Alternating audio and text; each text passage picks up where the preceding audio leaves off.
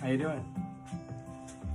A friend of mine gave me this old tray to refinish. I'm a little nervous because it is probably about 100 years old, or a little more than that actually.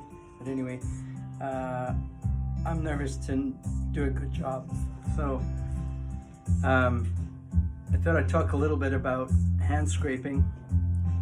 Using hand scraping tools can be nerve-wracking because you can actually ruin a piece by over scraping it or gouging it without realizing the corners are grabbing where they shouldn't. So it's important that you think about your technique beforehand, practice on other pieces that aren't important or aren't over 100 years old, and then you kind of perfect your hand skills. So I've spent a lot of time with scraping tools. I did a lot of hardwood refinishing, so working on stairs, you're getting right into corners, you're pulling a lot of, obviously using bigger hand scraping tools, but it's a good skill to have because refinishing wood makes it a lot easier scraping it than sanding it. That's a fact.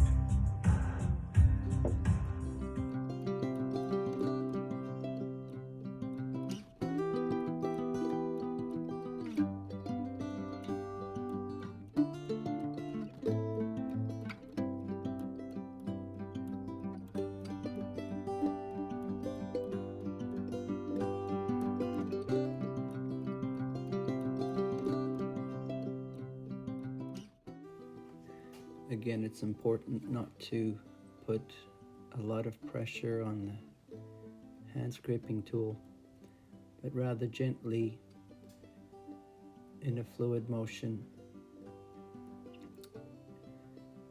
and not applying pressure to the edge of the scraper so as to leave grooves in the wood.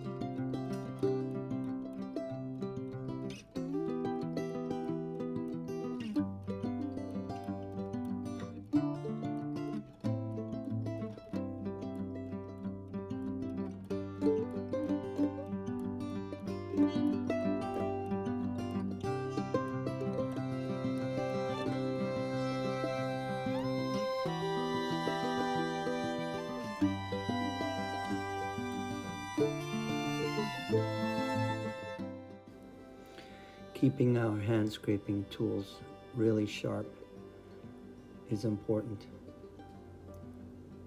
That way it stops tearing at the wood, rather cutting it off smoothly, leaving a good finish.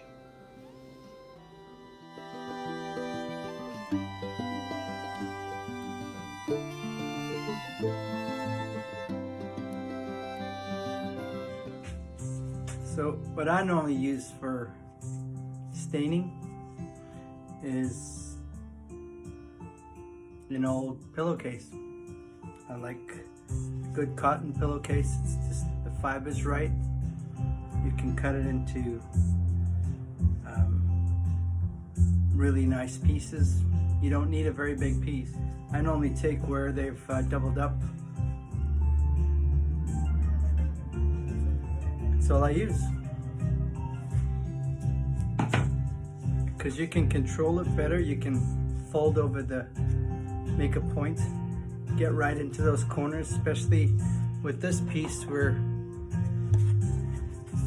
in the main part of the tray, this is lighter and this is darker on the sides. So that's where I use this to get right in there with the stain. I'll show you just a second here. Because we're using that part of the pillowcase that's been folded over and sewn and then folded it again, that allows for a lot of material to absorb the stain.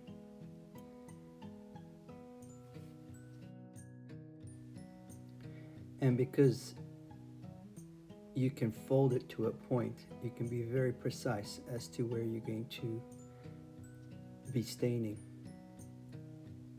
like cutting along a fine edge.